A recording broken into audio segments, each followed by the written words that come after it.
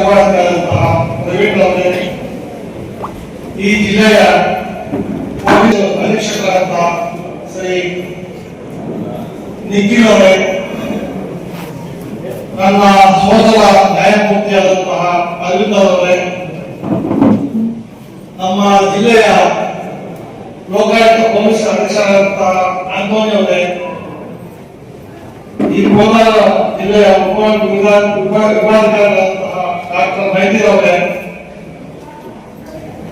ಉಪವಿಭಾಗಾಧಿಕಾರಿಗಳು ಮುಳಬಾಗಿಲು ವಿಭಾಗ ಡಿವೈಎಸ್ಪಿ ಮಾನೀಶ್ ಅವರೇ, ಶ್ರೀಮತಿ ಮೋನೀಶ್ ಅವರೇ, ನಮ್ಮ ಪ್ರಾಧಿಕಾರದ ಜಿಲ್ಲೆಯ ಮೆಂಬರ್ ಸೆಕ್ರೆಟರಿ ನಟೇಶ್ ಅವರೇ, ಶ್ರೀ ರಮೇಶ್ ಅವರೇ, ಉಪಕಾರ್ಯದರ್ಶಿಗಳು ಶ್ರೀ ಗೀತಾ, ಈ ತಾಲೂಕು ದಂಡಾಧಿಕಾರಿಗಳೇ, ರವಿಚಂದ್ರ ಅವರ ಕಾರ್ಯನಿರ್ವಹಣಾಧಿಕಾರಿಗಳು, ಶ್ರೀಧರ್ ಅವರೇ, ಎಲ್ಲ ವಕೀಲರೇ, ಎಲ್ಲ ಇಲಾಖೆಯ ಅಧಿಕಾರಿಗಳೇ, ಎಲ್ಲ ನನ್ನ ಸಾರ್ವಜನಿಕ ತಂದೆ ತಾಯಿಯಂದಿರೇ, ಮಾಧ್ಯಮ ಮಿತ್ರರೇ, ಬಂಧು ಬಳಗ, ನಾವು 1 ವರ್ಷ 5 ತಿಂಗಳು ಆಗಿದೆ ನಾವು ಮೂಲಭೂತ ಆದ್ಮೇಲೆ. ಸುಮಾರು 16 ಡಿಸ್ಟ್ರಿಕ್ಟ್ ಹೋಗಿ ಪಬ್ಲಿಕ್ ಹಿಯರಿಂಗು, ಪೆಂಡಿಂಗ್ ಮ್ಯಾಟರ್ಸ್ 3 ದಿವಸ ಇತ್ತು, ಒಂದಷ್ಟು ವಿಸಿಟ್ಗಳು ರೈಡ್ ಎಲ್ಲ ಮಾಡಿ ಒಂದು ರೌಂಡ್ ಆದ್ಮೇಲೆ ನಾವು ಅಟ್ಲೀಸ್ಟ್ ಈ ಪೆಂಡಿಂಗ್ ಮ್ಯಾಟರ್ಸ್ ತಾಲೂಕು ಹೋಗಿ ಮುಗಿಸ್ಬೇಕು ಅಂತ ಪ್ರಯತ್ನ ಪಟ್ಟು ಫಸ್ಟ್ ನನ್ನ ಜನ್ಮಭೂಮಿ ಶ್ರೀನಿವಾಸಪುರ ತಾಲೂಕಲ್ಲಿ ಹೋದ್ವಿ. 100 ಕೇಸ್ ತಗೊಂಡು ಹೋಗಿದ್ವಿ, ಸುಮಾರು 50-60 ಕೇಸ್ ಮುಗಿತು. ತದನಂತರ ತುಮಕೂರು ಡಿಸ್ಟ್ರಿಕ್ಟ್ಗೆ 3 ಡೇಸ್ 3 ದಿವಸ ಹೋಗಿದ್ವಿ. 400 ಕೇಸ್ ಪೆಂಡಿಂಗ್ ಕೇಸ್ ತಗೊಂಡೋಗಿ ಅದರಲ್ಲಿ 253 ಕೇಸನ್ನ ಇತ್ಯರ್ಥ ಮುಗಿಸಿದ್ವಿ. ಮತ್ತೆ ನಾವು ಕೋಲಾರ ಡಿಸ್ಟ್ರಿಕ್ಟ್ ಅಲ್ಲಿ ಅಂದ್ರೆ ಮುಳಬಾಗಿಲು, ಕೋಲಾರ, ಬಂಗಾರಪೇಟೆ, ಮಾಲೂರು, ಕೆಜಪ್ಪು ಪೆಂಡಿಂಗ್ ಮಾಡ್ಕೊಂಡು ಮುಗಿಸ್ಬೇಕು ಅಂತ ಇವಾಗ ತಾಲೂಕು ಬರ್ತಾ ಇದ್ದೀನಿ. ಯಾಕೆ ಬರ್ತಾ ಇದ್ದೀನಿ ಅಂದ್ರೆ ನಮ್ಮ ಸಂವಿಧಾನ ಅಡಿಯಲ್ಲಿ ಎಲ್ಲರೂ ಸರಿಸಮಾನರು, ಎಲ್ರಿಗೂ ಸರಿಸಮಾನ ನ್ಯಾಯ ಸಿಗಬೇಕು, ಗೌರವದಿಂದ ಬದುಕಬೇಕು, ತಮ್ಮ ಹಕ್ಕುಗಳನ್ನ ಅವರು 79 ವರ್ಷ ಆದರೂ ಇನ್ನ ಹೋರಾಟ ಮಾಡುವ ಪರಿಸ್ಥಿತಿ ಇರಬಾರದು. ಅವರ ಮನದಾಳಿಗೆ ನ್ಯಾಯ ಬರಬೇಕು ಅಂತೇಳಿ ನಾನು ರಾಜ್ಯ ಕಾನೂನು ಪ್ರಾಧಿಕಾರ ಅಧ್ಯಕ್ಷನಾಗಿದ್ದವರು ಎಲ್ಲ ಜಿಲ್ಲೆಗಳಿಗೆ ಹೋಗಿ ತಾಲೂಕು ಆಸ್ಪತ್ರೆಗಳು, ಜೈನ್ಸ್ ಎಲ್ಲ ಹೋಗಿ ಒಂದು ಅಭಾವ ಇರೋದ್ರಿಂದ ಸ್ವಲ್ಪ ನಮ್ಮ ಜನ ಬೆಂಗಳೂರಿಗೆ ಬರಬೇಕು ಅಂದ್ರೆ ಕಷ್ಟ, ಮೂಲಗಳಿಂದ ಅಂತ ಹೇಳಿ ನಾವು ಲೋಕಾಯುಕ್ತ ಸಂಸ್ಥೆ ಎಲ್ಲ ನಮ್ಮ ಲೋಕಾಯುಕ್ತರು, ಇನ್ನೊಬ್ಬ ನನ್ನ ಸ್ನೇಹಿತರು, ಲೋಕಾಯುಕ್ತರು, ನನಗೆ 16 ಡಿಸ್ಟ್ರಿಕ್ಟ್ ಬಿಟ್ಟಿದ್ದಾರೆ, ಎಲ್ಲ ಡಿಸ್ಟ್ರಿಕ್ಟ್ ಹೋಗ್ತಾ ಇದ್ದೀವಿ. ಅಲ್ಲೇ ಮನೆ ಬಾಗಿಲಿಗೆ ನ್ಯಾಯ ಕೊಡಬೇಕು, ಸರ್ವರಿಗೆ ಸಮಪಾಲು, ಸರ್ವರಿಗೆ ಸಮಬಾಳು, ಪ್ರತಿಯೊಬ್ಬರಿಗೂ ಆ ನ್ಯಾಯ ಮತ್ತು ಮನೆ ಬಾಗಿಲು ಬರಬೇಕು ಅನ್ನೋ ಉದ್ದೇಶ ಇಟ್ಕೊಂಡು ಅನುಚ್ಛೇದ 14 ಎಲ್ಲರೂ ಸರಿಸಮಾನ ಸಂವಿಧಾನದಲ್ಲಿ, ಅನುಚ್ಛೇದ 21 ಪ್ರತಿಯೊಬ್ಬ ಮಾನವ, ಪಕ್ಷಿ, ಪ್ರಾಣಿಗಳು, ಮರಗಿಡಗಳು ಗೌರವದಿಂದ ಬದುಕಬೇಕು ಅಂತ ಅನುಚ್ಛೇದ 21. ಅದೇ ರೀತಿ ನಮ್ಮ ಹಕ್ಕುಗಳ ಜೊತೆಗೆ ಪ್ರತಿಯೊಬ್ಬ ನಾಗರಿಕರು ನನ್ನ ಸೇರಿಸಿ ನಮ್ಮ ಕರ್ತವ್ಯ ಪ್ರಜ್ಞೆಯನ್ನ ಮರಿಬೇಕು ಅಂತ ಆರ್ಟಿಕಲ್ ಅನುಚ್ಛೇದ 51A ಕಾನ್ಸ್ಟಿಟ್ಯೂಷನ್ ಇದೆ. ಇಷ್ಟೆಲ್ಲ ಇದ್ದು ಎಲ್ಲ ಒಂದು ಕಡೆ ಸರಿಯಾದ ಸಮಯಕ್ಕೆ ಜನರಿಗೆ ನ್ಯಾಯ ಸಿಗ್ತಾ ಇಲ್ಲ ಅಂತ ಸಂವಿಧಾನ 4 ಅಂಗಗಳಾದ ಕಾರ್ಯಾಂಗ, ಶಾಸಕಾಂಗ, ಕಾರ್ಯಾಂಗ, ನ್ಯಾಯಾಂಗ, ಪತ್ರಿಕಾಂಗ ಇದ್ದು 79 ವರ್ಷ ಸ್ವಾತಂತ್ರ್ಯ ಬಂದ್ರು ನಮಗೆ ಎಲ್ಲೋ ಒಂದು ಕಡೆ ಜನರಿಗೆ ನಿಜವಾದ ನ್ಯಾಯ ಸಿಗ್ತಾ ಇದೆ ಅನ್ನೋ ಭಾವನೆ. ಅದಕ್ಕೆ ಕೇಂದ್ರದಲ್ಲಿ ಲೋಕಪಾಲ್ ಅಂತ ಬಂದಿದೆ, ರಾಜ್ಯಗಳಲ್ಲಿ ಲೋಕಾಯುಕ್ತ ಅಂತ ಬಂದಿದೆ. ನಮ್ಮ ಲೋಕಾಯುಕ್ತ, ಕರ್ನಾಟಕ ಲೋಕಾಯುಕ್ತ ಒಂದು ಪವಿತ್ರವಾದ ಸಂಸ್ಥೆ. ಅದಕ್ಕೆ ಒಂದು ಇತಿಹಾಸವಿದೆ.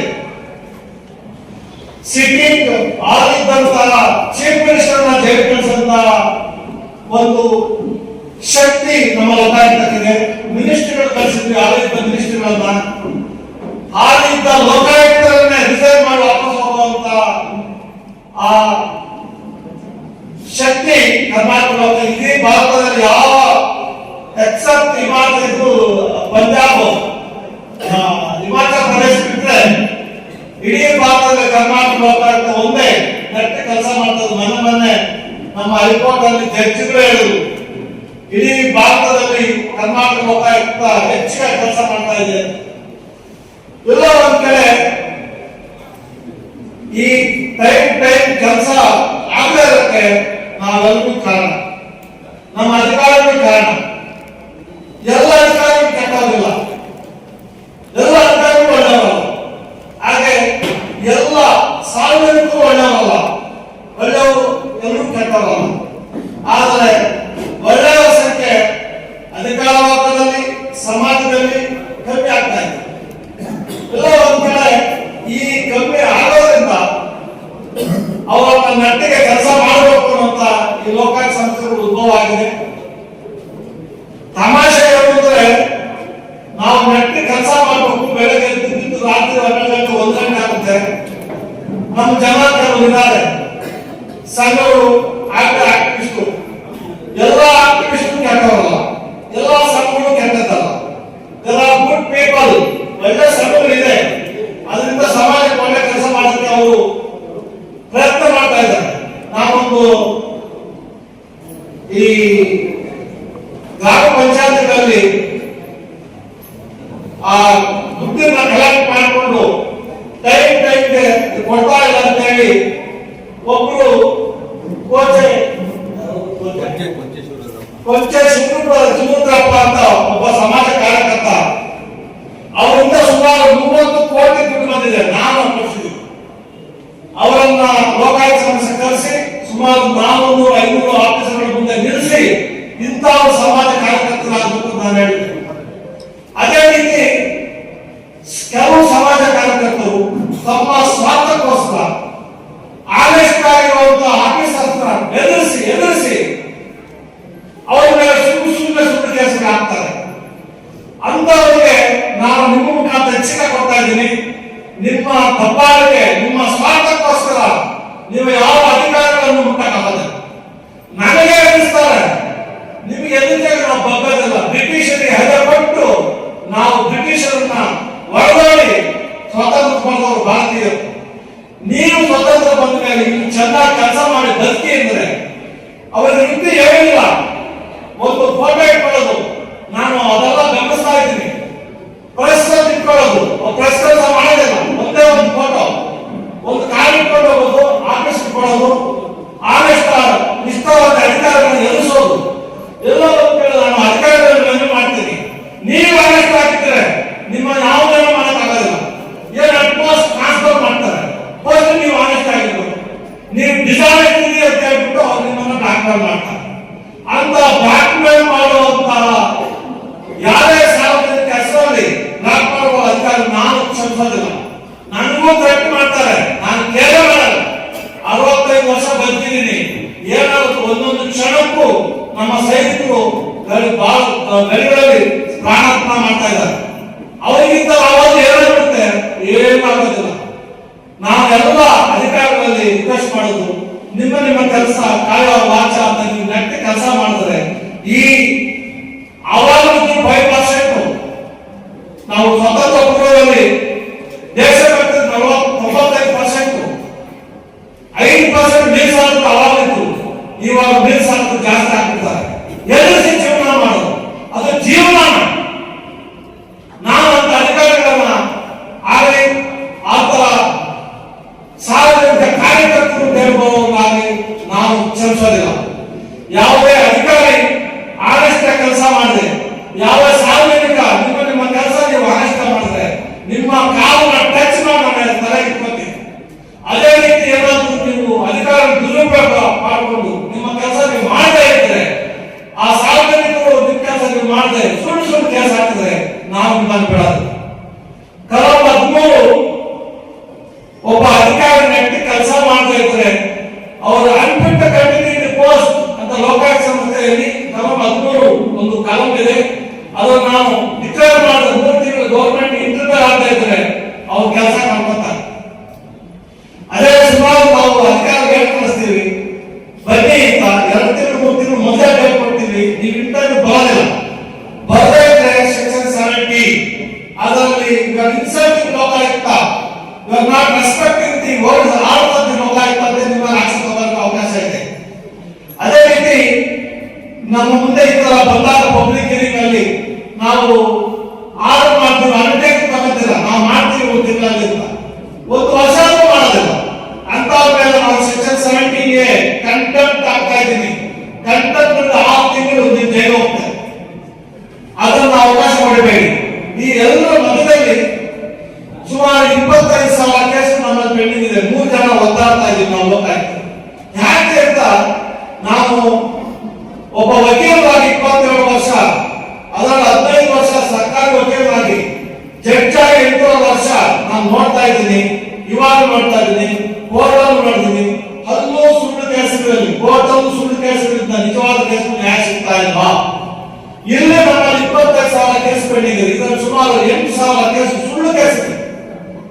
ನೋಡ್ತಾರೆ ಯಾಕೆ ಸುಳ್ಳು ಕೇಸ್ ಹಾಕ್ತಾರೆ? ಸುಮ್ಮನೆ ಈ ಬಿಲ್ಡಿಂಗ್ ಕಟ್ಟಿದ್ದಾರೆ ಅದು ಸಬ್ ಸ್ಟ್ಯಾಂಡರ್ಡ್ ಒಂದು ಕೇಸ್ ಹಾಕ್ತಾರೆ, ಏನು ಹಾಕೋದಿಲ್ಲ, ಅದಕ್ಕೆ ಮೆಟೀರಿಯಲ್ ಕೊಡೋದಿಲ್ಲ. ನಾವು ಅದೆಲ್ಲ ಚೆಕ್ ಮಾಡಿ ಅಧಿಕಾರಿಗಳನ್ನು ಕರೆಸಿ ಎಲ್ಲ ಮಾಡಿದ್ರೆ ಎಂಕ್ವೈರಿ ಆಗಿ 1 ವರ್ಷ ಆಗುತ್ತೆ. ಆಮೇಲೆ ಅವನ್ನ ಕರೆದು ನೋಡಪ್ಪ ಎಲ್ಲ ಕರೆಕ್ಟ್ ಆಗಿದೆ ಬಾ ಅಂದ್ರೆ ಅದಕ್ಕೆ ಆನ್ಸರ್ ಮಾಡಿ ನಾವು ಅಲ್ಲಿಂದ ಬರ್ತೀವಿ, ನಿಮ್ಗೆ ನೋಟಿಸ್ ಕೊಡ್ತೀವಿ, ಅವ್ರು ಆಗಲೇ ಇಲ್ಲ ಅಂತ ಹೇಳಿ ಅಂದ್ರೆ ಕೇಸ್ ಹಾಕಿದ ಮೇಲೆ ಕೈ ಸಿಗಲ್ಲ.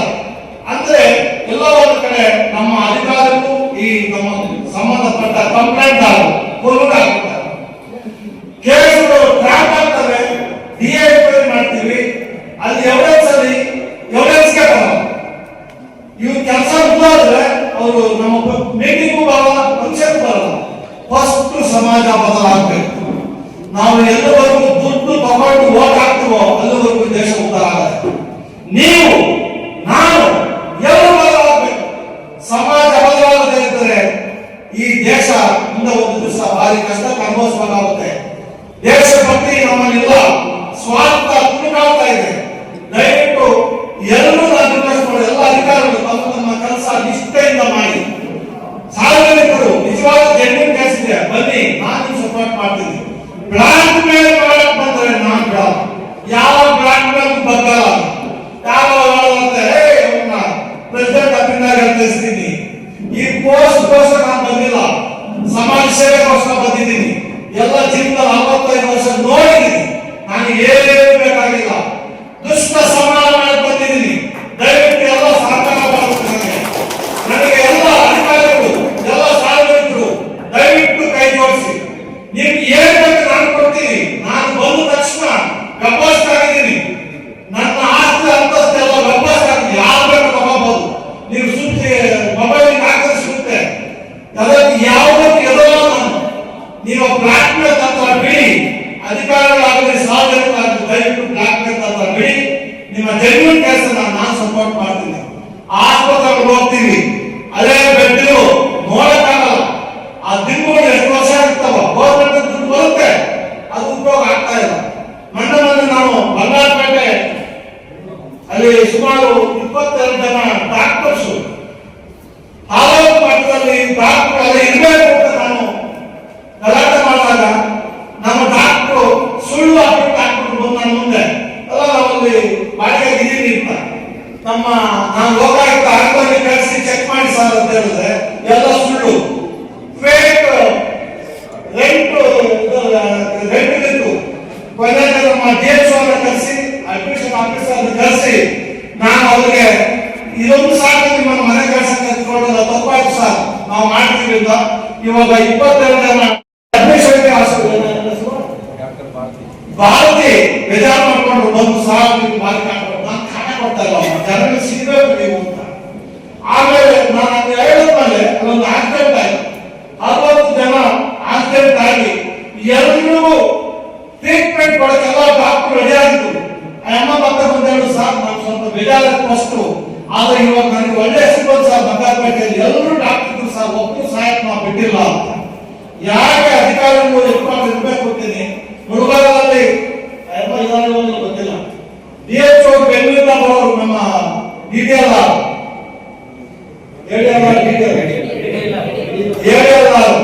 ಅವ್ರು ಬೆಂಗಳೂರಿಗೆ ಬರೋರು, ಅಲ್ಲಿ ನರಸಾಪುರ ಇಟ್ಕೊಂಡು 12 ಗಂಟೆ ಬಂದು ಮತ್ತೆ 4 ಗಂಟೆ ಹೋಗ್ತಾರೆ. ಸಿಗಬೇಕು ನನ್ನ ನೋಡಕ್ಕೆ ಆರಾಮ ಬರ್ತಾರೆ ಅಧಿಕಾರಿಗಳು, ನಮ್ಮ ಸಾರ್ವಜನಿಕರು. ಒಬ್ಬ ತಹಸೀಲ್ದಾರ್ ನೋಡಕ್ಕೆ ಒಳಗಡೆ ಬಿಡಲ್ಲ. ದಯವಿಟ್ಟು ಕೆಲಸ ಮಾಡಬೇಡಿ, ಅಲ್ಲ ಅಧಿಕಾರಿ ಯಾರೇ ಬರಲಿ 2 ನಿಮಿಷ ಮಾತಾಡಿ. ಆಮೇಲೆ ತಮಾಷೆ ಅಂದ್ರೆ ನಮ್ದು 5:30 ಟೈಮು, ರಾತ್ರಿ 7 8 ಗಂಟೆ ನಾನು ಉಚಿತ ಕಾನೂನು ಸೇವೆ ಜೊತೆಗೆ ಉಚಿತ ಕಾನೂನು ಅವರಿಗೆ ಸಲಹೆ ಯಾರೆಲ್ಲೋ ಬರ್ತಾರೆ. ಆಮೇಲೆ ಬಂದವರು ನಮ್ಮ ತಮಾಷೆ ಆಯ್ತು, ಸರ್ ನಾನು ಹೆಂಡತಿ ಡೈವರ್ಸ್ ಕೊಟ್ಟಿದ್ದ ನಮ್ಮ ಲೈಬ್ರರಿ ಬರ್ತಾ ಇದ್ರು, ಅದು ನಮಗೆ ಬರೋಲ್ಲಪ್ಪ ಅಂದ್ರೆ ನೀವೇನಾಕಿದ್ದಾರೆ ಉಪಯೋಗಕ್ಕಾಗಿ ನಾವ್ಯಾಕೆ ನೋಡ್ಕೋಬೇಕು, ನಾವ್ಯಾಕೆ ಲಾಯರ್ ಇಟ್ಕೋಬೇಕು ಅಂತ. ದಯವಿಟ್ಟು ಯಾರೇ ನಮ್ಮ ಸಾರ್ವಜನಿಕರು ಅಧಿಕಾರಿಗಳು ನಮ್ಮ ಲೋಕಾಯುಕ್ತ ಸಂಸ್ಥೆಯಲ್ಲಿ ನಾನು ಬಂದ ಮೇಲೆ ಇದೆಲ್ಲ ಬುಕ್ಗಳು ಮಾಡಿಸಿದೀವಿ, ದಯವಿಟ್ಟು ಎಲ್ಲ ಓದ್ಕೊಡಿ. ನಮಗೆ ಏನು ಅಧಿಕಾರ ಇದೆ ನೋಡಿಕೊಂಡು ಬನ್ನಿ. ನಮ್ಮ ಅಧಿಕಾರ ಒಳಗಡೆ ನಾವು ನಮ್ಮ ಕೆಲಸ ಮಾಡ್ತೀವಿ. ಕೋರ್ಟ್ ಅಂತ ಕೇಳಿಸುತ್ತೆ, ನಾವ್ಯಾಕೆ ಹೋಗ್ಬೇಕು ಕೋರ್ಟ್ಗೆ ಅಂತ. DC ಮುಂದೆ ರಿವಿಷನ್ ಇರುತ್ತೆ, AC ಮುಂದೆ ಅಡ್ಡಿರುತ್ತೆ, ಸರ್ ಫೋನ್ ಮಾಡಿ ಸರ್ ಹೇಳಿ ಸರ್. ಆ ಕೆಲಸ ನಾವು ಮಾಡೋದೆ, ಅವ್ರ ಕೆಲಸ ಮಾಡಬೇಕು, ಬಿಡದೆ ನಾನು ಯಾರು ಬಿಡಲ್ಲ. ನೀವು ಬೇರೆ ಕಡೆ ಅವಕಾಶ ಇತ್ತು ಇಲ್ಲಿ ಒಂದು ಮಾಡಿ ಅಂತ ಹೇಳೋದು ತಪ್ಪಾಗುತ್ತೆ. ಬೇರೆ ಅವಕಾಶ ಇದ್ದಾಗ ನಾನು ಮಾಡಕ್ ಬರೋದಿಲ್ಲ. ಆಮೇಲೆ ಇಲ್ಲಿ ಮಾಲೂರಲ್ಲಿ ಯಾಕೆ ನಾನು ಹೇಳಿದ್ದೀನಿ ಅಂದ್ರೆ, ನಾನು ಏನು ಕೆಲಸ ಮಾಡ್ತಾ ಇರುತ್ತೆ ಯಾವ ಗರ್ಭಕ್ಷ ಇರೋದು ಈ ಮಲ್ಲಪ್ಪನವರು ಅದಕ್ಕೆ ಹೇಳ್ತಾ ಇದ್ದೀನಿ. ನಾನು ಬಂದ ಮೇಲೆ ಏನು ಡಿಸ್ಟ್ರಿಕ್ಟ್ ಅಲ್ಲಿ ಮಾಡಿದ್ದೀನಿ ಅಂತ ಯಾವ ಮಾಡಕ್ ಸಾಧ್ಯ ಇಲ್ಲ. ಪಂಚಾಯತ್ ಮುಗ್ತಾ ಇದ್ದೀನಿ, ತಾಲೂಕು ಮುಗ್ತಾ ಇದ್ದೀನಿ, ಜನರಿಗೆ ಸೇವೆ ಮಾಡಬೇಕು ಅಂತ ಬಾಯಿಕೊಂಡು ಮಾತಾಡ್ಬೋದು. ಏನಿದ್ರೆ ಡಿಸ್ಕಷನ್ ಬಂದ್ರಿ, ನಾನು ರೆಡಿ ಆಗಿದ್ದೀನಿ. ನೀವು ಏನ್ ಬೇಕು ನಾನು ಕೊಡ್ತೀನಿ ಬನ್ನಿ. ಇಲ್ಲಿ ಮೈನ್ಸ್ ಅಲ್ಲಿ ಒಬ್ಬ ಸತ್ತೋದಾಗ ನಾನು ಪೇಪರ್ ನ್ಯೂಸ್ ನೋಡಿದೆ, ನಮ್ಮ ಕೋಲಾರ ಪತ್ರಿಕೆ ಪೇಪರ್ ಬಂದಾಗ ಆ ನ್ಯೂಸ್ ಅನ್ನ ತಗೊಂಡು ಕೇಸ್ ಶುರು ರಿಜಿಸ್ಟರ್ ಮಾಡಿದೆ. ನಮ್ಮ ಮೈತ್ರಿ ಮತ್ತೆ ನಮ್ಮ ನಾಲ್ಕೇ ಕಳಿಸಿದೆ. ನಾನು ನಮ್ಮ ಮೈತ್ರಿ ಇಬ್ಬರನ್ನ ಏನು ನಾವು ಸತ್ತೋಗಿದ್ದಾರೆ ಏನ್ ಕೊಡ್ತೀರಾ ಸರ್, ಕೇಸ್ ರಿಜಿಸ್ಟರ್ ಆಗಿದೆ. ಕೇಸ್ ರಿಜಿಸ್ಟರ್ ಆಗಿ ಏನಾಗುತ್ತೆ, ಅವನು ಬೇರೆ ಸ್ಟೇಟ್ ಇಂದ ಬರಬೇಕು, ಇಲ್ಲಿ ಅವ್ನು ಏನಾಗುತ್ತೆ ಏನು ಕೊಡಲ್ಲ. ಸುಮಾರು ಕೇಸ್ ರಿಜಿಸ್ಟರ್ ಮಾಡಿ ನಾನು ಮೈತ್ರಿ ಮತ್ತೆ ನಮ್ಮ DSP ಜಗಳ ಮಾಡಿ ಗಲಾಟೆ ಮಾಡಿಸಿ ಅವರಿಗೆ 15 ಲಕ್ಷ ದುಡ್ಡು ಕೊಡಿಸಿದ್ದೀನಿ. 15 ಲಕ್ಷ ದುಡ್ಡು ಅವರಿಗೆ ಹೆಂಡತಿಗೆ ಕೊಡೋದು ಮಾಡಿ, ಆ ಹೆಂಡತಿಗೆ ಅಲ್ಲೊಂದು ಕೆಲಸ ಸಿಕ್ಕಿದೆ, ಪಾರ್ಟ್ ಟೈಮ್ ಕೆಲಸ, ಮಕ್ಕಳ ಸ್ಕೂಲ್ ಸೇರಿಸಿದ್ವಿ. ಅದೊಂದು ನಾವು ಮಾಡಿ ಅದಾದ್ಮೇಲೆ ನಾನು ಎಚ್ಚರಿಕೊಂಡೆ, ನಮ್ಮ ಡಿಸ್ಟ್ರಿಕ್ಟ್ ಅಲ್ಲಿ ಕ್ರಶ್ ಓನರ್ಸ್ ಕೆಲಸ ಮಾಡೋರು, ಮೈನ್ಸ್ ಓನರ್ ಕೆಲಸ ಮಾಡೋರು, ಲೇಬರ್ಸ್ಗೆ ಎಲ್ಲರೂ ಇನ್ಶೂರೆನ್ಸ್ ಮಾಡಲೇಬೇಕು ಅಂತ ಫಸ್ಟ್ ಟೈಮ್ ಕರ್ನಾಟಕದಲ್ಲಿ ಕೋಲಾರ ಡಿಸ್ಟ್ರಿಕ್ಟ್ ಅಲ್ಲಿ ಎಲ್ಲ ನಮ್ಮ ಲೇಬರ್ಸ್ಗೆ, ಮೈನ್ಸ್ ಕೆಲಸ ಮಾಡೋರಿಗೆ ಮತ್ತೆ ಕ್ರಶ್ ಕೆಲಸ ಮಾಡೋರಿಗೆ ಸುಮಾರು 400 ಜನ ಫಸ್ಟ್ ಟೈಮ್ ಇನ್ಶೂರೆನ್ಸ್ ಆಗಿದೆ. ಅವ್ರು ಏನೋ ಸತ್ತರೆ ಇವಾಗ ಆಟೋಮೆಟಿಕ್ ಆಗಿ ಅವ್ರಿಗೆ 15 ಲಕ್ಷ ದುಡ್ಡು ಬರುತ್ತೆ. 50,000 ಕಟ್ಟಬೇಕು. ಓನರ್ಗೂ ಅನುಕೂಲ ಆಯ್ತು, ಸಮಾಜಕ್ಕೂ ಅನುಕೂಲ ಆಯ್ತು. ಆ ಒಂದು ಒಳ್ಳೆ ಕೆಲಸ ಮಾಡ್ಕೊಂಡು ನಮ್ಮ ಅಧಿಕಾರಿಗಳನ್ನ ನಾನು ರಿಕ್ವೆಸ್ಟ್ ಮಾಡ್ತೀನಿ. ಇವಾಗ ಗ್ರೂಪ್ ಇನ್ಶೂರೆನ್ಸ್ 50,000 ರೂಪಾಯಿ ಕಟ್ತಾರೆ. ಒಬ್ಬ ಸತ್ತು ಅವ್ರು 15 ಡಿಪೆಂಡ್ಸ್ ಅಪಾನ್ ಸರ್ವಿಸ್, ಅವ್ರು 15 ಇಂದ 20 ಲಕ್ಷ ದುಡ್ಡು ಬರುತ್ತೆ ಅವರಿಗೆ. ಇಂತಹ ಒಳ್ಳೆ ಕೆಲಸಗಳನ್ನ ಮಾಡಕ್ಕೆ ನಾವು ಈ ರಾಯಚೂರು ಹೋಗಿದ್ದೀವಿ. ಇಲ್ಲೂ ಮಂಗಳೂರು ಆಯ್ತು. ಆಸ್ತಿ ಹೋದ್ರೆ 100 ಜನ ಮಾತ್ರ ಹುಡುಗಿದ್ದಾರೆ. 420 ಜನಕ್ಕೆ ಬಿಲ್ ಆಗ್ತಾರೆ ಗೌರ್ಮೆಂಟ್. ಒಂದು ಹುಡುಗಿಗೆ 2,300 ರೂಪಾಯಿ ಬರುತ್ತೆ ಗೌರ್ಮೆಂಟ್. 3 ವರ್ಷ ದುಡ್ಡಿಂದ ಅಂತ ಬೆಳಗಾವತ್ತ ನಾನು ಕೇಸ್ ರಿಜಿಸ್ಟರ್ ಮಾಡಿದೆ. ಅದಕ್ಕೆ ಥ್ರೆಟ್ ಇವ್ರು ಏನ್ ಮಾಡೋಕ್ಕಾಗುತ್ತೆ ನಮ್ಮನ್ನ, ನಾವು ನಿಮ್ಮಲ್ಲಿ ಒಬ್ಬನು 146 ಕೋಟಿ ನಾನು ಒಬ್ಬ ನಿಮ್ಮಲ್ಲಿ ವರ್ಷ ಕೂತ್ಕೊಂಡು ನಾನು ಒಬ್ಬ ಆರ್ಡಿನರಿ ಮನುಷ್ಯನ ಜೊತೆ ಕೆಲಸ ಮಾಡ್ತೇನೆ. ಅದನ್ನ ಬಿಟ್ಟು ಒಳ್ಳೆ ಕೆಲಸಗಳನ್ನ ಮಾಡಿ ಅಂತ ಇಲ್ಲಿ ನಮ್ಮಲ್ಲಿ ಗುರುಗಳಾದ್ರು ಆಯ್ತು, ಅವರು ಅಂಗನವಾಡಿಗಳು ತಾಯಿಗಳಲ್ಲಿ ನಮ್ಮ ಅಡಿಗೆ ಮಾಡೋರು 70 ಆಗ್ತಾನೆ, 22 ಜನಕ್ಕೆ ಇನ್ನೊಬ್ರು ಕಾಲುಗಾರ ಆಗ್ತಾನೆ. ಇದೆಲ್ಲ ನಾನು ಸಹಿಸಲ್ಲ ಸರ್. ಅಲ್ಲಿ ಮಕ್ಕಳಿಲ್ಲ, 20 ಜನಕ್ಕೆ ಮಕ್ಕಳು ಕೊಡೋದು, ದುಡ್ಡು ತಗೊಳ್ಳೋದು, ಗೌರ್ಮೆಂಟ್ ಅನ್ಯಾಯ ಮಾಡೋದು, ಈ ತರ ಅಧಿಕಾರ ನಾನು ಸಹಿಸಲ್ಲ. ಆಸ್ಪತ್ರೆಗಳಿಗೆ ನಾನು ಚಿಂತಾಮಣಿಗೆ ಹೋದಾಗ ಒಬ್ಬ ಡಾಕ್ಟ್ರು ದಿನಕ್ಕೆ ಒಂದು 20 ಜನಕ್ಕೆ ತಗೊಳ್ತಾರೆ. ಅಂದ್ರೆ ಪರ್ ಡೇ 20,000 ರೂಪಾಯಿ ಅವನಿಗೆ ಪ್ರೈವೇಟ್ ಕ್ಲಿನಿಕ್ ಅನುಕೂಲ ಆಗುತ್ತೆ. ತಿಂಗಳಿಗೆ ಎಷ್ಟಾಯ್ತು? 6 ಲಕ್ಷ. ಇಂತಹ ಇವರನ್ನ ಮರಗಟ್ಟಬೇಕು. ನಾವು DHO ಕಳಿಸಿ DHO ಸ್ಟ್ರಾಂಗ್ ಆಗಿ ನಾನು ಮಾಡಿದ್ದ ಇವೆಲ್ಲ ನಿಲ್ಲಿಸಿದ್ದೀನಿ. ಅದಕ್ಕೆ ಒಂದು ಸರ್ಕಾರ ಶುರು ಮಾಡಿಸಿದ್ದೀವಿ. ಯಾರೇ ಆಸ್ಪತ್ರೆಯಲ್ಲಿ ಏನೇ ಪ್ರಾಬ್ಲಮ್ ಅದು ಗವರ್ಮೆಂಟ್ ದುಡ್ಡು ಕೊಡುತ್ತೆ. ಪರ್ ಡೇ ತಾಲೂಕು ಆಸ್ಪತ್ರೆಗೆ 10,000 ರೂಪಾಯಿ ಕೊಡುತ್ತೆ, ಡಿಸ್ಟ್ರಿಕ್ಟ್ ಆಸ್ಪತ್ರೆ 20,000 ರೂಪಾಯಿ ಕೊಡುತ್ತೆ. ನಾವು ಯಾರಾದ್ರೂ ಸಾರ್ವಜನಿಕ ಆಸ್ಪತ್ರೆ ಹೋದಾಗ ಮೆಡಿಸಿನ್ ಇಲ್ಲ ಅಂದ್ರೆ ಆಚೆ ಬರ್ಕೊಳ್ಳೋದಿಲ್ಲ, ಅವರೇ ಕೊಡಬೇಕು, ತರಿಸ್ಕೊಡ್ಬೇಕು. ಆ ತರ ಸರ್ಕಾರ ಶುರು ಮಾಡಿಸಿದ್ದೀನಿ. ಆಮೇಲೆ ಈ ಫೇಕ್ ಡಾಕ್ಟರ್ಸ್ ಭಾರಿ ಪ್ರಾಬ್ಲಮ್ ಇರುತ್ತೆ ಎಲ್ಲ ಕಡೆ. ಫೇಕ್ ಡಾಕ್ಟರ್ಸ್ ನಾವು ಬಂದ ಮೇಲೆ ಫೇಕ್ ಡಾಕ್ಟರ್ ಸುಮಾರು ನಮ್ಮ ಡಿಸ್ಟ್ರಿಕ್ಟ್ ಅಲ್ಲಿ ತೋರಿಸ್ಬಿಟ್ಟಿದ್ದೀವಿ. ಅವರಿಂದ ಸುಮಾರು ಜನ ಸತ್ತೋಗೋದು, ಅನ್ಯಾಯ ಸತ್ತೋಗ್ತಾ ಇದ್ರು. ಆ ಫೇಕ್ ಡಾಕ್ಟರ್ಸ್ ಅನ್ನ ಕಂಟ್ರೋಲ್ ಮಾಡಿದ್ದೀನಿ. ನೀವು ಟೈಮ್ಗೆ PEO ನಮ್ಮ ಟೀಚರ್ಸ್ ಅಕ್ಕಪಕ್ಕ ಊರಲ್ಲಿ ಸ್ಕೂಲ್ ಇದ್ರೆ ಅಟೆಂಡೆನ್ಸ್ ಹಾಕ್ಬಿಟ್ಟು ವ್ಯವಸಾಯಕ್ಕೆ ಹೋಗ್ಬಿಡೋದು, ಇಲ್ಲ ಈ ಬಡ್ಡಿ ಹಾಕ್ಬೇಕು. ಇದೆಲ್ಲ ಆಗ್ಬೋದು ಅಂತ DDPI ಸರ್ಕಾರ ಶುರು ಮಾಡಿಸಿದ್ರು. ಜೊತೆಗೆ ನಮ್ಮ ಪ್ರೈವೇಟ್ ಇದು ಒಂದು ದೊಡ್ಡ ಆಘಾತ ನನಗೆ. ನಮ್ಮ ತಾಲೂಕಲ್ಲಿ 24-25 ಪಂಚಾಯತ್ ಮಾಡಿದ್ದೀನಿ. ಎಲ್ಲ ಪಂಚಾಯತ್ ಕೇಸ್ ಲಿಸ್ಟ್ ಮಾಡ್ಬಿಟ್ಟಿದ್ದೀನಿ. ಯಾಕೆ ಆಗ್ತಾ ಇದೆ ಅಂದ್ರೆ ನಮ್ಮ PDOಗಳು ನಮ್ಮ ಇವ ಇದ್ದಾರೆ, ಈ ಗುಲ್ಬರ್ಗ ಇವ ಇದ್ದಾರೆ. PDOಗಳು ಪಂಚಾಯತ್ ಡೆವಲಪ್ಮೆಂಟ್ ಆಫೀಸರ್ಸ್ ಅಲ್ಲಿ SC ST ಮಕ್ಕಳಿಗೆ ಅಂತ ಹೇಳ್ಬಿಟ್ಟು ಗ್ರಾಂಟ್ ಬರುತ್ತೆ, ಅವರಿಗೆ ಐಡೆಂಟಿಫೈ ಮಾಡಿ ಓದೋ ಮಕ್ಕಳಿಗೆ ಅವಕಾಶ ಕೊಡಬೇಕು. ಇವ್ರು ಯಾರೋ ಕೊಟ್ಟು ಹಾಕೋದು. ಆಮೇಲೆ ಈ ಬೋರ್ಡ್ ಸೆಟ್ ಕೌ ಸೆಟ್ ಅಂತ ಮಾಡ್ತಾ ಇದ್ದಾರೆ. ಎಲ್ಲ ಶ್ರೀಮಂತರಿಗೆ ಕೊಡ್ತಾರೆ. ಯಾರು ಎಂಟೈಟ್ಮೆಂಟ್ ಬೇಕು ಎಲ್ಲ ಶ್ರೀಮಂತರಿಗೆ ಕೊಟ್ಟಿರೋದು. ಒಂದೂರಲ್ಲಿ ಹೋದ್ರೆ ಎಲ್ಲ ಶ್ರೀಮಂತರಿಗೆ ಕೊಡ್ತಾ ಇಲ್ಲ. ಎಲ್ಲ ಒಂದು ಸ್ಕೀಮ್ಗಳು ಏನು ಗವರ್ಮೆಂಟ್ ಸ್ಕೀಮ್ಗಳು ಬರ್ತಾ ಇದೆ ಬಡವರಿಗೆ ಅಂತ. ಆ ಸ್ಕೀಮ್ಗಳು ಬರೀ ನೀವು ನಾವು ನಮ್ಮ ಮಕ್ಕಳು ಬಿಟ್ರೆ ಸಮಾಜಕ್ಕೆ ಸೇರ್ತಾ ಇಲ್ಲ. ಇಂಥವೆಲ್ಲ ನಾನು ಭಾರಿ ಸೀರಿಯಸ್ ಆಗಿ ತಗೊಂಡಿದ್ದೀನಿ, ಮಾಡ್ತಾ ಇದ್ದೀನಿ. 79 ವರ್ಷ ಆದ್ರೂ ಸ್ವಾತಂತ್ರ್ಯ ಬಂದ್ರು ನಮ್ಮ ಸೈನಿಕರು ಒಂದು ಸೈಡ್ ಕೊಡಕ್ ಆಗ್ತಾ ಇಲ್ಲ ನಮ್ಗೆ.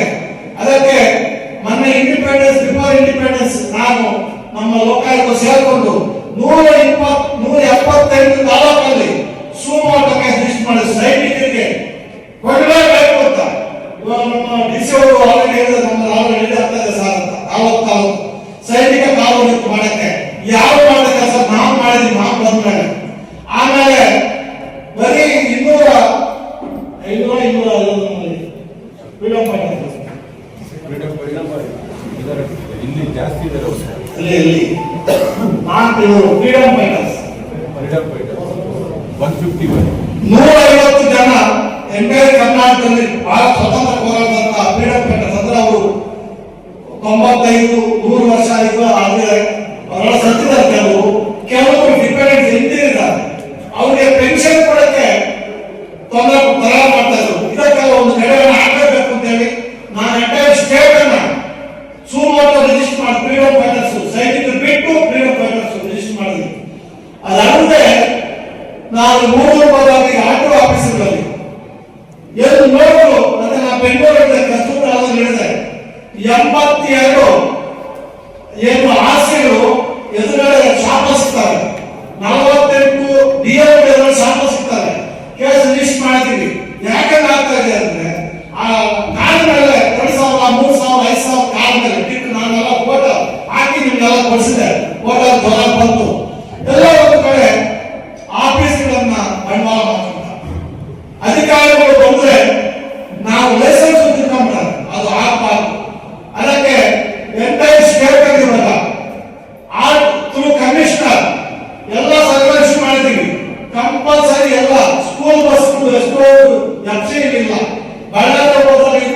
ಎಪ್ಸಿರಲಿಲ್ಲ, ಆ ಮಕ್ಕಳು ಆಕ್ಸಿಡೆಂಟ್ ಅಲ್ಲಿ ಅದು ಕೇಳೋದಿಲ್ಲ.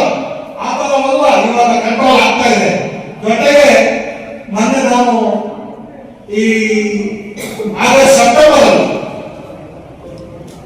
ವರ್ಷ ಕೋಟ್ಯಾಂತರ ಲಕ್ಷಾಂತರ ದುಡ್ಡು ಕರ್ನಾಟಕದಲ್ಲಿ ಖರ್ಚು ಮಾಡ್ತಾ ಇದ್ದೀವಿ. ಅಂದ್ರೆ ನಾವು ಪಾಸ್ಟ್ ಮರಗಿಡ ಹಾಕ್ತೀವಿ ಅಂತ 3 ವರ್ಷ ಎಷ್ಟು ಗಿಡ, ಎಷ್ಟು ಲಕ್ಷ ಖರ್ಚು ಮಾಡಿದ್ರಿ, ಎಷ್ಟು ಕೋಟಿ ಖರ್ಚು ಮಾಡಿದ್ರಿ, ಎಷ್ಟು ಗಿಡ ಬದುಕಿದೆ, ಎಷ್ಟು ಸತ್ತಿದೆ, ನ್ಯಾಚುರಲ್ ಗಿಡಗಳಿಗೆ ನೀವು ಎಷ್ಟು ಕಟ್ ಹಾಕಿದ್ರೆ ಅಂತ ಹೇಳಿ ಅವರು ಎಂಟೈರ್ ಸ್ಟೇಟ್ ಲಿಸ್ಟ್ ಮಾಡ್ಬಿಟ್ಟಿದ್ದೀವಿ. ಎಲ್ಲ ಒಂದು ಕಡೆ ನಾನು ಬಂದ ಮೇಲೆ ದಂಡಯಾತ್ರೆ ಸ್ಟಾರ್ಟ್ ಮಾಡಿದ್ದೀನಿ.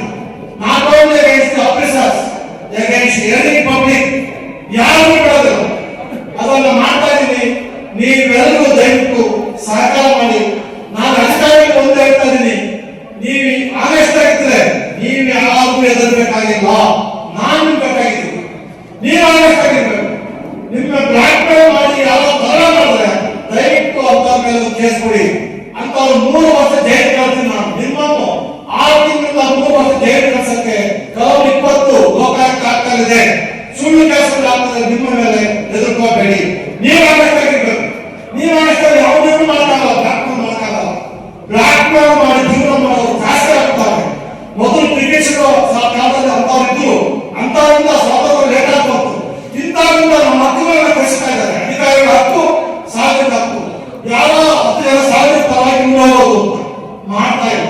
ಜೊತೆಗೆ ನಮ್ಮ ಡಿಸ್ಟ್ರಿಕ್ಟ್ ಅಲ್ಲಿ ಎಲ್ಲ ಕೆರೆಗಳನ್ನ ಕ್ಲೀನ್ ಮಾಡಬೇಕು ಶುರು ಮಾಡಿದ್ವಿ.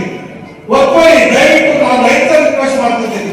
ಒಪ್ಕೊಳ್ಳಿ, ನೀವೇ ಬಿಟ್ಟು ನಾವು ಕೋಲಾರ ಡಿಸ್ಟ್ರಿಕ್ಟ್ ಜನ ಎಂಟರ್ ಕರ್ನಾಟಕ ಮಾಡಲಾಗಬೇಕು. ನಾವು ಬೇರೆ ಗೊತ್ತಿಲ್ಲ, ನಾವು ತಗೊಳ್ಳಿ, ಬೇಕಾಗಿಲ್ಲ. ಫಾರೆಸ್ಟ್ ಎನ್ಕ್ರೋಚ್ಮೆಂಟ್, ಕೆರೆ ಎನ್ಕ್ರೋಚ್ಮೆಂಟ್, ಈ ನಮ್ಮ ರಾಜಕಾಲುವೆ ಎನ್ಕ್ರೋಚ್ಮೆಂಟ್, ಇವೆಲ್ಲ ಬಿಡಬೇಕು. ನೀವು ಬಿಡದೇ ಇದ್ರೆ ನಾನು ಬಿಡಲ್ಲ. ನೀವು ಏನ್ ಬೇಕೋ ನಾನು ಬೈಕೋಬಹುದು, ಏನ್ ಬೇಕೋ ನೀವು ನಿಮ್ಮ ಇದನ್ನು ಮಾಡಬಹುದು. ಆದ್ರೆ ಯಾವುದಕ್ಕೂ ಬಗ್ಗೆ ಪ್ರಶ್ನೆ ಇಲ್ಲ. ದಂಡಯಾತ್ರೆ ಸ್ಟಾರ್ಟ್ ಮಾಡಿದ ದುಷ್ಟ ಸಮಾಜಕ್ಕೆ ನೀವೆಲ್ಲ ಸಹಕಾರ ಮಾಡಬೇಕು ಅಂತ ಹೇಳಿ ಇಷ್ಟೊತ್ತು ಮಾತಾಡುವ ಅವಕಾಶ ಕೊಟ್ಟ ಎಲ್ರಿಗೂ ನಾನು ಧನ್ಯವಾದಗಳು ಹೇಳ್ತಾ, ನಾನು ಎಲ್ಲರಿಗೂ ನಮಸ್ಕಾರ ಹೇಳಿ, ಎಲ್ಲ ಅಧಿಕಾರಿಗಳು ದಯವಿಟ್ಟು ಬೇಗ ಕೆಲಸ ಮುಗಿಬೇಕು. ನಿನ್ನ ಕೆಲಸ ನೀವು ಮಾಡಬೇಕು. ಸಾರ್ವಜನಿಕರು ನನಗೆ ನಿಮ್ದೇನೇ ಮಾಡ ನಾನಿದ್ದೀನಿ ಸಹ ಮಾಡ್ತೇನೆ. ಜನರು ಇರಬೇಕು, ಕೋರ್ಟ್ ಮಾಡಕ್ ಬರೋದಿಲ್ಲ. ದಯವಿಟ್ಟು ನಮ್ಮ ಈ ಕಾಂಪ್ಲೇಂಟ್ ಮಾಡಿದ ಕನ್ನಡದಲ್ಲಿ ತುಂಬ ಸಹ ಓದ್ಕೊಳ್ಳಿ. ಇದು ಕೆಳಗಡೆ ಹೇಳಿದ್ದು ನಾನು ಸಹಾಯ ಮಾಡ್ತೇನೆ. ಅದು ಬಿಟ್ಟು ನನಗೆ ಹೆಂಡತಿ ಡೈವರ್ಸ್ ಕೊಡಿ, ನನ್ನ ಹೆಂಡತಿ ಯಾರನ್ನ ಕರ್ಕೊಂಡು ಹೋಗ್ಬಿಡ್ತಾರೆ, ಅದು ಕರ್ಕೊಂಡ್ ಬನ್ನಿ, ನೀವೆಲ್ಲ ಇವೆಲ್ಲ ದಯವಿಟ್ಟು ಮಾಡಬೇಡಿ. ಅದನ್ನು ಬಿಟ್ಟು ನಮ್ಮ ರಾತ್ರಿ ಒಳಗಡೆ ಏನಿದೆಯೋ ನಾನು ಮಾಡಕ್ಕೆ ರೆಡಿ ಆಗಿದ್ದೀನಿ. ರಾತ್ರಿ 12 ಗಂಟೆಗೆ ಹೋಗೋ ನಾನು ಸಹಾಯ ಮಾಡಕ್ಕೆ ರೆಡಿ ಆಗಿದ್ದೀನಿ. 24/7 ಕೆಲಸ ಮಾಡಕ್ಕೆ ರೆಡಿ ಆಗಿದ್ದೀನಿ. ನಾನು ಯಾಕೆ ಗೊತ್ತಾಗ್ತಾ ಇದ್ರೆ ಇದು ನನ್ನ ಜಿಲ್ಲೆ, ನನ್ನ ಜನ್ಮಭೂಮಿ. ಇದಕ್ಕೊಂದು ಏನಾದ್ರು ನಾವು ಎಲ್ಲಾದ್ರೂ ಸಹ ಡಿಸ್ಟ್ರಿಕ್ಟ್ ಕೊಡ್ತಾರೆ, ಅದಕ್ಕೆ ಬೇಡಾಗಿದ್ದಾರೆ. ಬಿಡೋದಿಲ್ಲ, ಯಾರು ಬಿಡೋದಿಲ್ಲ. ಮಂಡ್ಯದಲ್ಲಿ 40, 50, 60 ವರ್ಷ ಯಾರು ಬಿಟ್ಟರು ನಮ್ಮ ಕಾವೇರಿ ಪಥ ಹೋಗ್ತಾ ಇದೆ. ಅದಕ್ಕೆಲ್ಲ ಕಾವೇರಿ ಪಥ ನೆಟ್ಟಿದ್ದನ್ನ ನಿಂತಲಾಗಿದೆ. ಅದೆಲ್ಲ ಸರಿ ಮಾಡಕ್ಕೆ ನಾವು ಇದು ಮಾಡಿದ್ರೆ ಆ ಥರ ಇನ್ನೇನೋ ಇದ್ರೆ ದಯವಿಟ್ಟು ನಮ್ಮ ಡಿ.ಸಿ. ಸಾಹೇಬರು, ಪ್ರವೀಣ್ ಸಾಹೇಬರು, ನಿಖಿಲ್ ಸಾಹೇಬರು ಎಲ್ಲ ಅಧಿಕಾರಿ ರಿಕ್ವೆಸ್ಟ್ ಮಾಡ್ತಾ ಇದ್ದೀನಿ. ಯಾರಾದ್ರೂ ಕೆರೆಗಳು ಒಪ್ಪಲಾಗಿದ್ರೆ ನಿರ್ದಾಕ್ಷಿಣ್ಯವಾಗಿ ಒಪ್ಪಲಾಗಿ ಬಿಡಿಸಬೇಕು. ಯಾರು ನಾವು ಅವಕಾಶ ಕೊಡೋದಿಲ್ಲ. ಕೆರೆ ಕಟ್ಟೆ ಇಲ್ಲ ಅಂದ್ರೆ ಮುಂದೊಂದು ದಿವಸ ಕಷ್ಟ ಆಗುತ್ತೆ. ಬೋರ್ವೆಲ್ ಗೊತ್ತಾಗಿದೆ. ಮೊದಲೇ ನಮ್ಮ ಗಡುಗುಂಡೆ, ನಮ್ಮ ಕೋಲಾರ ಕೆರೆ ನೀರು ಇಲ್ಲ ಅಂದ್ರೆ ನಮ್ಮ ಬೋರ್ವೆಲ್ ನೀರು ಇಂದು ನೀರು ಬರೋದಿಲ್ಲ, ಕಷ್ಟ ಆಗುತ್ತೆ. ಅದರ ಮುಂದೆ ದಿವಸ ನಮಗೆ ನಮ್ಮ ಮಕ್ಕಳಿಗೆ ತೊಂದರೆ ಆಗುತ್ತೆ. ದಯವಿಟ್ಟು ಎಲ್ಲ ರಿಕ್ವೆಸ್ಟ್ ಮಾಡೋದು, ಎಲ್ಲ ಕಾರ್ಯಗಳು ಒತ್ತು ಮಾಡಬೇಡಿ. ನೀವು ಯಜಮಾನ ಗೊತ್ತಿರುತ್ತೆ, ವಯಸ್ಸಾದ ಗೊತ್ತಿರುತ್ತೆ. ನಾವು ಚಿಕ್ಕ ವಯಸ್ಸಲ್ಲಿ ಎಷ್ಟು ತೋಪುಗಳಿತ್ತು, ಎಷ್ಟು ಕೆರೆಗಳಿತ್ತು, ಎಲ್ಲ ಮಾಯ. ಇವತ್ತು ಎಲ್ಲ ಮಾಯ. ಎಲ್ಲ ಒಂದು ಕಡೆ ಪ್ರಾಣಿ ನಮ್ಮ ಮೇಲೆ ವಿರುದ್ಧ ಆಗಿದೆ, ನೇಚರ್ ವಿರುದ್ಧ ಆಗಿದೆ, ನಮ್ಮ ಪ್ರಕೃತಿ ವಿರುದ್ಧ ಆಗ್ತಾ ಇದೆ. ಪ್ರಕೃತಿನ ಒಡೆದು ನಾವು ನಾಶ ಮಾಡ್ತಾ ಇದೀವಿ. ಮುಂದೊಂದು ದಿವಸ ನಮ್ಗೆ ಏನು ಸಿಗಲ್ಲ. ನಾನು ಮಗು ಹೋದಾಗ ನೋಡಿದೆ, 300 ಅಡಿ ಒಳಗೆ ಹೋಗಿದೆ, ಬ್ಯಾಲೆನ್ಸ್ ಇಲ್ಲ. ಅದು ಗಡಿಗಾರಿಕೆ ಮಾಡಿಕೊಂಡು ಈ ನಮ್ಗೆ ಹಳ್ಳಿ ಕಡೆ ಮೊದಲು ಈ ಪ್ರಾಣಿ ಸತ್ತೋದ್ರೆ ರಣಹದ್ದುಗಳು ಇದು ಫ್ರೆಶ್ ಇರ್ತವೆ, ಆ ಮಾಂಸ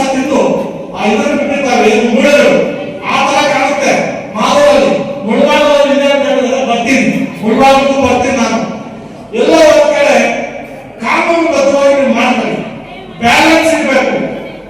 ಕಾನೂನು ಪ್ರಕಾರ ಎಷ್ಟಿದೆ ಅಷ್ಟಿರಬೇಕು. ಇನ್ಬ್ಯಾಲೆನ್ಸ್ ಆದ್ರೆ ಕಷ್ಟ ಆಗುತ್ತೆ. ಮುಂದೊಂದು ಸಲ ಇಂಜೆಕ್ಷನ್ ನಮಗೆ ವಿರುದ್ಧ ಆಗುತ್ತೆ. 20 ಅಡಿ ತೆಗಿಬೇಕು ಅಂತ 300 ಅಡಿ ತೆಗೆದ್ರೆ ಯಾವ ನ್ಯಾಯ ಅದು? ಅದಕ್ಕೆ ನಮ್ಮ ಅಧಿಕಾರಗಳು ಶಾಮಿಲ್ ಆಗ್ತಾರೆ. ಅದು ಆಗಬಾರ್ದು. ನಾವು ನಮ್ಮ ಊಟ ತಿಂದರೆ ನಮಗೆ ಪಾಸಿಟಿವ್ ಎನರ್ಜಿ ಬರುತ್ತೆ. ಬೇರೆ ಊಟ ತಿಂದ್ರೆ ನೆಗೆಟಿವ್ ಎನರ್ಜಿ ಬರುತ್ತೆ. ನಿಮ್ಮ ಸಂಬಂಧದಲ್ಲಿ ನಮ್ಮ ಸಂಬಂಧ ನಾವು ದೂರ ಮಾಡಿದ್ರೆ ನೆಮ್ಮದಿ ಆಗ್ತೀವಿ. ನಮ್ಮ ಸಂಬಳಕ್ಕೆ ಬೇರೆ ಏನಾದ್ರು ತಿಂಗಳ ಬಂದ್ರೆ ನಿಮ್ಗೆ ಒಳ್ಳೇದಾಗಲ್ಲ. ನಾನು ಸಮಾಜಕ್ಕೆ ಏನ್ ಮಾಡ್ತೀನಿ ನನಗೆ ವಾಪಸ್ ಬರುತ್ತೆ. Life process of reaction reflection result. ದಯವಿಟ್ಟು ನಾವು ಏನು ಮಾಡ್ತೀವೋ ಅದನ್ನ ನಮ್ಗೆ ವಾಪಸ್ ಬರುತ್ತೆ. ಇಟ್ಕೊಳ್ಳಿ. ನ್ಯಾಯವಾಗಿ ಬದುಕೋಣ. ನಮ್ಮ ಜನಕ್ಕೆ ನ್ಯಾಯವಾಗಿ ನಾವು ಟೈಮ್ಗೆ ಅವ್ರಿಗೆ ನ್ಯಾಯ ದೊರಕಿಸೋಣ ಅಂತ ಹೇಳಿ ನೀವೆಲ್ಲ ನಮ್ಮ ಮೂಲಗಳೆಲ್ಲ ನಾಗರಿಕರು, ನನ್ನ ಎಲ್ಲ ಅಧಿಕಾರಿಗಳು, ಎಲ್ಲ ಪತ್ರಕರ್ತರು ನನ್ನ ಕೈ ಜೋಡಿಸಿ ನಮ್ಮಲ್ಲಿ ವಿರುಮತೆಯಿಂದ ಕೈ ಜೋಡಿಸಿ ನಾವು ಮಾತಾಡಬೇಕಂತ ಜೈ ಹಿಂದ್ ಜೈ ಕರ್ನಾಟಕ. ನೀವು ತಾವೆಲ್ಲ ಇರೋ ಕನ್ನಡ ಇದ್ದೀರಾ?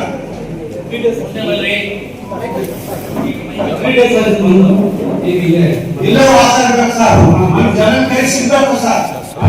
ನೀವು ಬೆಂಗಳೂರಿಂದ ಮೆಡ್ರಾಸ್ ಹೋಗಕ್ಕಾಗಲ್ಲ. ಇಲ್ಲೇ ಇವಾಗ ಎಷ್ಟು ಕೇಸ್ ಕಟ್ಟಿದ್ರೆ ನಿಮ್ಗೆ ಇನ್ನೂ ಏನು ಗೊತ್ತಿಲ್ಲ ಮೇಡಮ್. ನಾವು ನಿಮ್ಮ ಸೂಪರ್ವೈಸರ್ ಗುರುಸ್ವಾಮಿ ಅಶೋಕ್ ಅವ್ರ ಮೊಬೈಲ್ ನಲ್ಲಿ ಸಂಬಳ ಹೆಚ್ಚಾಗಿದೆ ಅಂತ ವಹಿವಾಟು ನಾವು ಹೇಳಿದ್ವಿ. ಅದಕ್ಕೆ ಆನ್ಸರ್ ಇಲ್ಲ. ಅಡ್ಮಿಟಿಂಗ್ ಸೆಂಡ್ ರಿಪೋರ್ಟ್ ಗವರ್ಮೆಂಟ್ ಇದೆಲ್ಲ ನೋಡಿ ಹೇಳ್ಬೇಕಲ್ಲ ಬಂದ್ರು. ಇವಾಗ ಕೆಲಸ ಬಯೋಮೆಟ್ರಿಕ್ ಇದೆಯಾ? ಬಯೋಮೆಟ್ರಿಕ್ ಇದೆ ಅಂದ್ರೆ ಇಲ್ಲ ಇಲ್ಲ. ಯಾಕೆ ಮಾಡ್ತಿಲ್ಲ? ನೀವ್ ಯಾಕೆ ಮಾಡ್ತಿರ್ಲಿಲ್ಲ? ಮೇಡಮ್ ಇದೆಲ್ಲ ಹೇಳೋದು ಆಗಲ್ಲ. ಚಲನವಲನ ಬುಕ್ ಇದ್ದೀರಾ?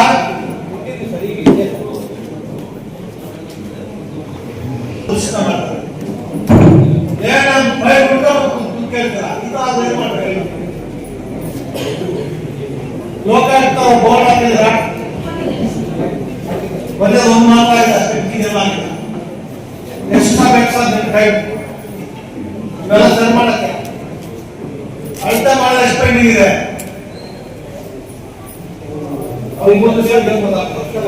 ಎಷ್ಟು ಪೆಂಡಿಂಗ್ ಇದೆ ಅರ್ಥ ಮಾಡೋದು. ಸೂಪರ್ವೈಸರ್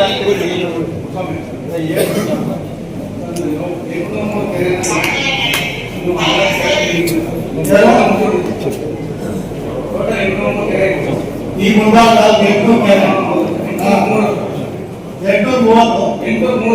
830 ಎಷ್ಟು ಪಾಯಿಂಟ್ ಇವಾಗ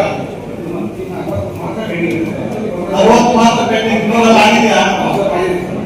ಸುಮ್ಮನೆ ಹೇಳ್ತಾರೆ ಸರ್. ರೇಟಿಂಗ್ ಕೊಡ್ಬೇಕು. ನೀವು ಕೊಡಿ. ಎಷ್ಟು time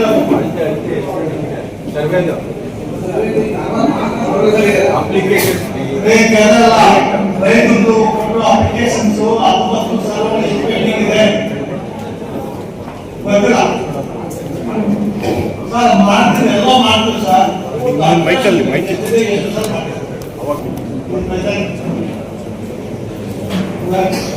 charge 3 days back. Within 1 month, all pending applications will be clear. All clear will clear all the interest.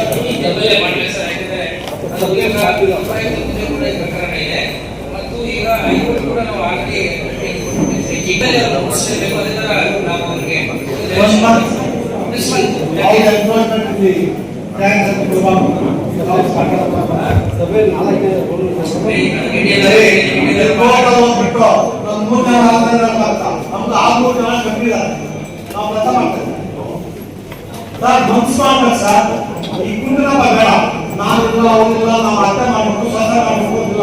ನಮ್ಮ ಮನೆಯವರು ಸ್ವಚ್ಛ ಆಗ್ತದೆ, ಮಕ್ಕಳೆಲ್ಲ ಸೇರ್ಕೊಂಡು ಮಾಡ್ತಾರೆ ಸರ್. ಸ್ವಚ್ಛ ಮಾಡಿಲ್ಲ ಅಂದ್ರೆ ಸ್ವಚ್ಛ ಶಕ್ತಿ ರೆಸ್ಪಾನ್ಸಿಬಿಲಿಟಿ. ಮೇಡಮ್, ಶಕ್ತಿ responsibility of party. You can't self responsibility ಮೇಲೆ ಸಂಬಳ ಕೊಡೋಲ್ಲ ನಾವು ಒಂದೊಂದು ಪೈಸೆ ಲೆಕ್ಕ ಕೊಡಬೇಕು. ನಾವು ಏನು ಸಂಬಳ ಒಂದೊಂದು ಪೈಸೆ ಜನರಿಗೆ ಸಹಾಯ ನಾವು ಕೆಲಸ ಮಾಡಬೇಕು.